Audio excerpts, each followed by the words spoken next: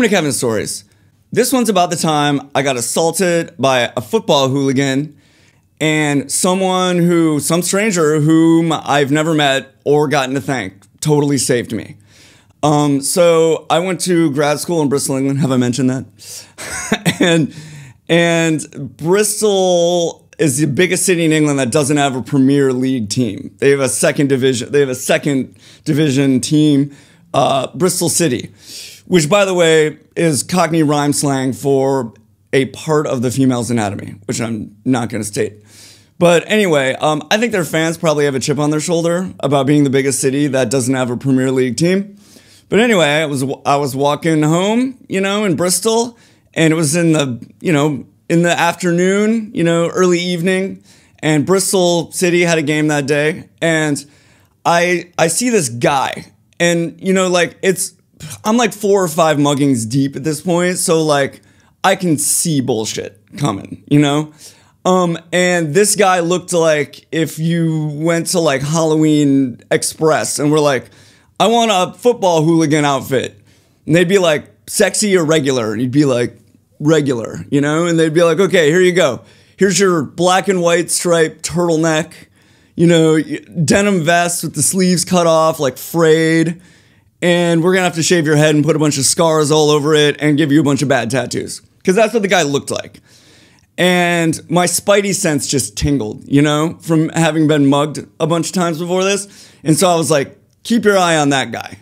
And so, sure enough, he starts like crossing the street towards me. I see him in my peripheral vision.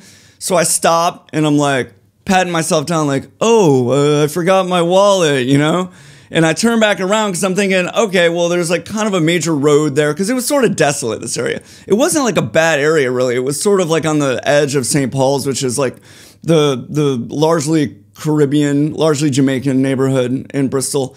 But the area I was in was not really bad, but it was kind of desolate. And so I was like, well, I'm going to walk back to that more major road. I think there's a store there. There'll be cars. So I walked back there, and it turns out that there was not a store there. I thought there was for some reason. And then, like, right at that moment, all of a sudden, there's no cars. So, but I stop anyway. I stand there, try to act like everything's cool. And he walks right up to me, like right here, confirming my suspicions. And he's like, what are you standing here for? And I was like, and I don't look at him. I'm just looking straight ahead, and I'm like, I'm waiting for somebody. He was like, I bet you are, sweetheart. And he just, bam, and I know it's coming. So he hits me as I like begin to run, basically. And my glasses fly off. And without breaking stride, I like scoop them up and just start running. And it's like, okay, I haven't played this video game in a while. What do I do here? Like, what are my options? And I'm like, I'll get that old lady involved. That seems like a good idea. So there's an old lady in a car. And to be fair, it's like I wasn't thinking like, she's going to get out and help me fight this guy off. But I was thinking she would call 999 or something, which is like 911. And we get over there and she is like not getting involved. She's just holding onto the wheel and like staring straight ahead like she doesn't even see it happening. And me and the guy are like doing one of these, like we're on opposite sides of the car, like going like this, And I'm like, I don't have any money. And he was like, I don't want your money. I want to see you bleed, pervert. And I was, lucky guess, right? But I don't know. Like he seemed like repressed homosexual, maybe. Like he thought I was gay. It's like, who are you, my dad? But anyway, so we're going like this. And all of a sudden I hear yelling and I look up. Me and the guy both look up. And this I'm assuming Jamaican because he was like a Rastafarian. He had long dreads. He like leans out of his window. He's on the second floor, and he leans out his window and he starts yelling at the guy. And I can't understand what he's saying really. But whatever it was, it hit home because the guy like runs over there and starts trying to kick that guy's door in. I'm like, okay, that's my chance. And I start running and he sees me when I start running. He starts chasing me again. So the Rastafarian starts yelling at the guy again. And I don't know what he said, but he made it stick this time. Because the guy ran back to the guy's door. And the last I saw as I ducked around the corner was him just like trying to pony kick the guy's door open and yelling, like racial slurs. It was intense. So I run like, you know, I duck through some alleys. I get like maybe 2 blocks away, and I'm like, all right, I'm good, and I just throw up. You know, like this never happened to me before when I've been assaulted.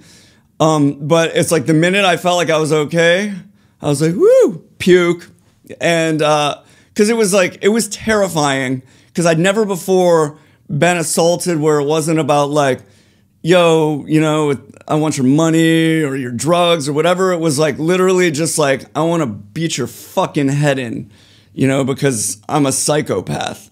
So that was scary. And so I like wiped my mouth out, you know, or wiped my mouth and was just like, all right, carrying on with my life.